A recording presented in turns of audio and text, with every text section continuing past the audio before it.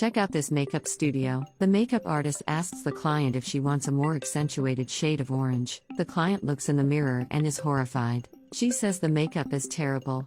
The makeup artist explains that she did the makeup the way she asked prominently. The customer is irritated and says that this makeup is nothing special, much less beautiful. The makeup artist says she did it exactly like the photo Amy showed her as inspiration. This girl says that Amy looks very pretty, but she answers with arrogance, telling the girl to shut up. The makeup artist says that if Amy prefers, she can redo her makeup, but she declines the offer. Amy says that she was just there to audition, to see if the makeup artist did a decent job, but that she can tell the makeup artist doesn't. Amy is looking for someone who can work on her company's big project, but she realizes that this isn't the person she's looking for. The makeup artist asks for another chance, but Amy interrupts her saying she doesn't need it. The makeup artist reminds Amy that she forgot to pay for her makeup.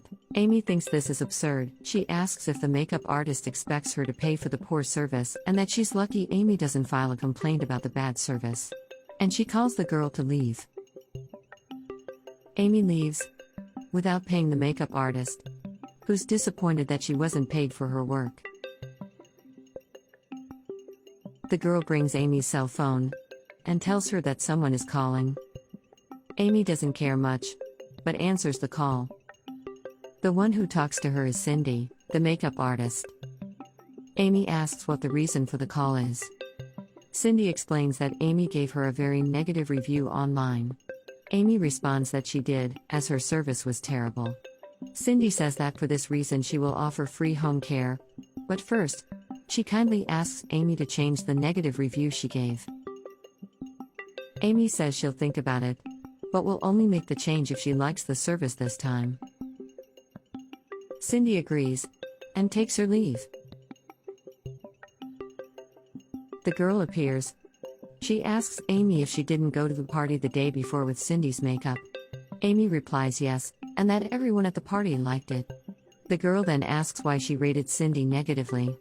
Amy replies that that's how she gets free home care, and says that the girl needs to be smarter and asks why she was eavesdropping. The girl explains that it was because the cell phone was on speakerphone. Amy dismisses the girl, telling her to leave and go do her job. The girl doesn't look very happy, but she obeys.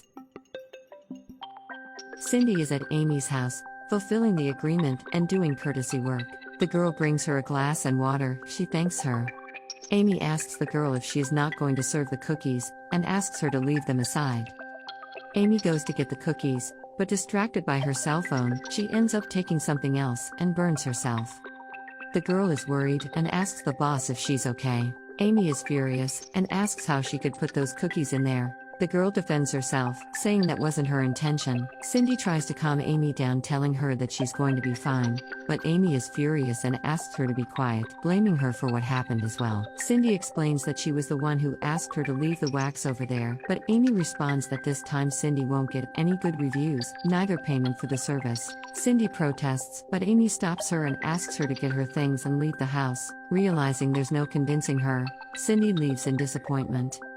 Amy is so irritated that she throws the cookie jar on the floor and orders the girl to pick them up.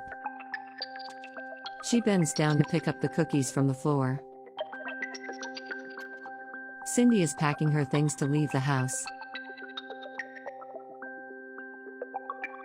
The girl comes over to pour coffee for Amy, who's fidgeting on the phone. She realizes that her boss is uneasy about something, bothered.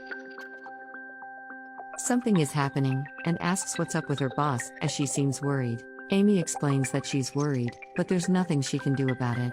The girl replies that the boss can only tell her what's causing her so much anguish. Amy explains that her company's first celebrity photo shoot was going to happen today, but she doesn't think that will happen anymore, and if it doesn't, she'll practically have to close the company, and she borrowed a lot of money to make that happen. It will be a very big loss for her, and she'll be left out of big events for other companies.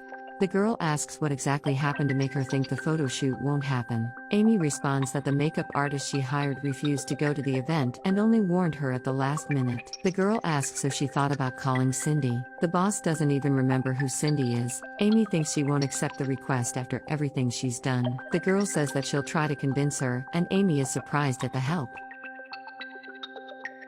Amy is waiting. She's distressed. Suddenly, the girl walks through the door, accompanied by Cindy. When Amy sees them, she's relieved. She thanks the girls, saying that she'll finally be able to do her job, thanks to the two of them. Cindy says she has one condition: she wants the payment upfront, and Amy will have to pay for the previous services as well. Amy agrees, takes the money and pays Cindy for the previous and current services, and asks if they can start working, as the model has already arrived and is waiting for them. Cindy agrees, and they start working. Job done.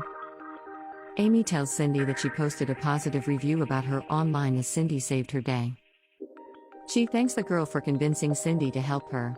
The girl replies that she just did a good deed because she saw that the boss was tense about the company's project and just wanted to help. Cindy says she's leaving. The girl says she'll also leave. Amy is surprised and asks where she's going. The girl explains that she'll go to a place where she'll be treated decently, where she'll be respected and valued. She will be working in Cindy's studio. Amy is shocked, and says that he had promised her a bonus pay, and what's more, she already apologized to the two for the way she treated them. The girl says it's too late to turn back now, and she leaves too. Amy thinks about stopping her, but decides not to.